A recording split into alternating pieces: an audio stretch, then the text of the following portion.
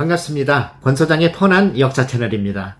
평양감사도 제가 싫으면 그만이라는 옛 속담이 있는데요. 평양감사가 도대체 얼마나 대단한 자리이기에 이런 말이 나왔을까요? 옛날부터 평양은 고구려의 수도였고 지금도 북한의 수도인 대단한 도시입니다. 이 평안도 지방은 상도의 주인공인 김상옥 같은 많은 만상을 배출해낸 경제적인 풍요가 있었던 도시였고, 또한 전국에서 비주얼이 가장 뛰어나고 예능이 출중한 평양기생이 있었기에 유래된 말입니다. 우리가 흔히 알고 있는 평양감사의 바른 표현은 평안감사가 맞는 표현입니다. 즉 평안감사는 평안도인 평안남도와 평안북도를 다스리는 직책으로 지금의 도지사급에 해당되는 상당히 높은 자리입니다. 이 평안감사가 부임할 때 평양에 200명이 넘는 기생들이 일렬로 도열하여 예를 갖추어 환영식을 했다고 하니 뭇 남성들의 로망이 될 수도 있었겠습니다. 많은 추문을 남기며 뭇 남성들의 관심의 대상이었던 기생의 모든 것에 대해 상세하게 설명드려 보도록 하겠습니다.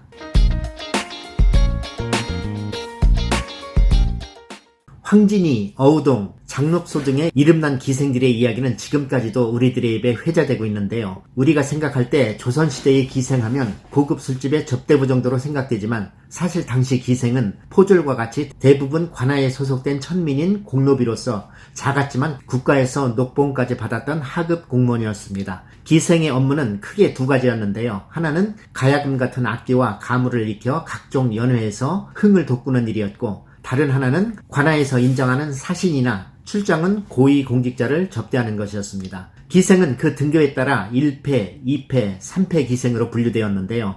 전국의 기생들 중 상위 클래스에 해당하는 150명 정도 되는 기생들은 지방에서 착출되어 궁궐이 있는 한양으로 올려보내져 궁중에서 필요한 예능인을 양성하는 관청인 장학원에서 교육을 받았습니다. 이들이 지금의 연예인급인 1패 기생들인데요. 매춘은 거의 하지 않는 아주 콧대 높은 예능인들이었습니다. 사극에서 보면 풍악을 울려라 할 때 등장하는 인물들로 궁중연회에서 뛰어난 춤과 노래로 흥을 돋구는 역할을 했고, 궁중에 행사가 없을 때는 고관대작의 잔치에도 불려나가기도 했습니다. 왕족이나 양반을 주로 상대하였으니 높은 학식도 겸비한 예술인들이었습니다. 지방의 기생들은 기생 양성소인 교방에서 교육을 받았는데요. 이 기녀들을 2패 기생이라고 하였습니다. 한양의 1패 기생들과 지방의 기생의 큰 차이점은 잠자리 시중에 있었습니다. 많은 지방의 관리들은 잠자리 시중이 거의 의무였습니다. 대개 중앙의 관료들이 지방 순시를 나왔을 경우나 사신들의 접대에도 이들이 동원되었습니다. 지방 기생들 중에서 가장 불행한 이들은 따로 있었는데요. 비교적 인물이나 능력이 떨어지는 기녀들인 방기였습니다. 이들을 3패 기생이라 불렀는데요. 세종실록에 보면 북쪽 변방에 발령받은 군사들을 위해 방기들을 보내라는 명을 내린 기록이 있는데요. 오랫동안 가족들과 떨어져 외로운 생활을 하는 군관들의 정신적, 육체적 안정을 위해 그들을 보필하라고 보낸 것입니다. 방기들은 식사와 옷수발 그리고 잠자리 수발까지 보필하였고, 그 남성이 임무를 마치고 돌아가면 또 다른 사람을 모셔야 했습니다.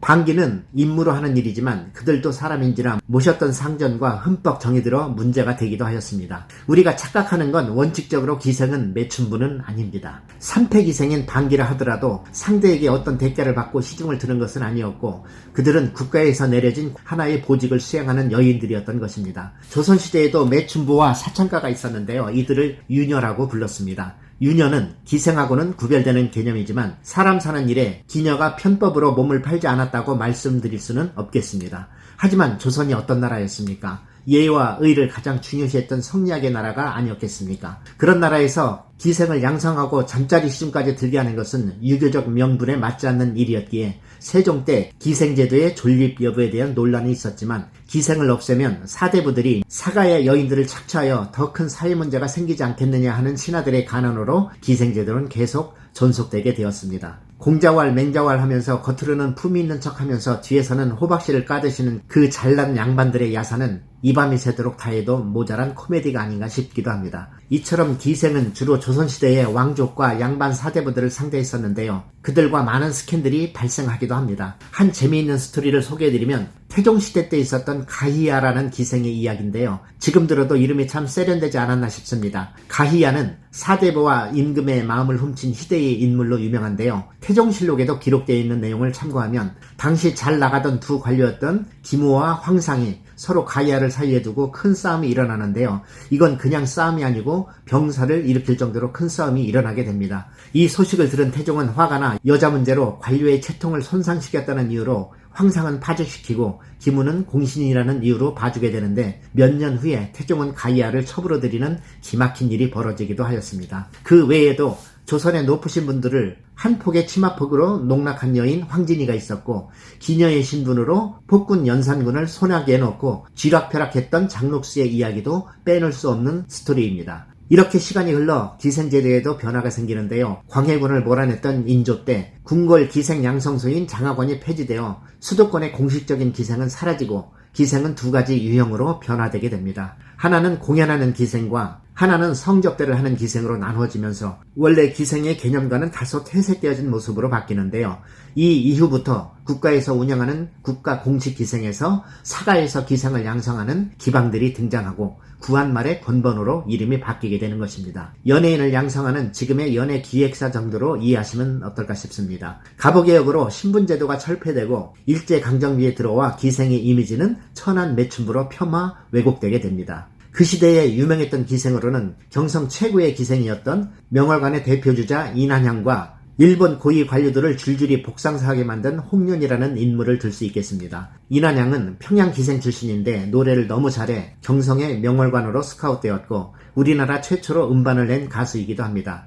당시 묻 남성들의 마음을 사로잡았던 이난향의 목소리가 지직거리는 추금기의 소리로 지금도 들을 수 있는데요. 여러분 궁금하지 않으세요? 히트곡이었던 계락이라는 가곡을 맛보기로 한번 조금만 들어보시겠습니다.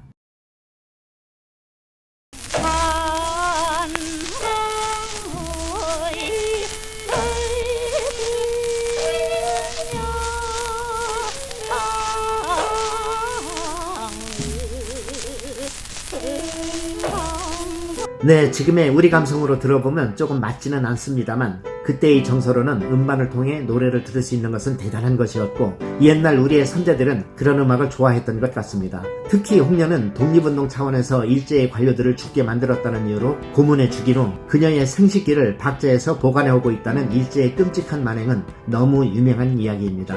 조선의 철저한 신분제도 아래 묻 사내의 놀이개로 전락해 우리의 슬픈 역사의 한 페이지를 장식했던 기생. 이들을 잘했다고 해야 하는지 아니면 지탄받아야 할 대상인지 판단하기가 어렵네요. 여러분의 생각을 댓글로 남겨주시면 평가에 큰 도움이 될 것 같습니다. 시청해주셔서 감사합니다.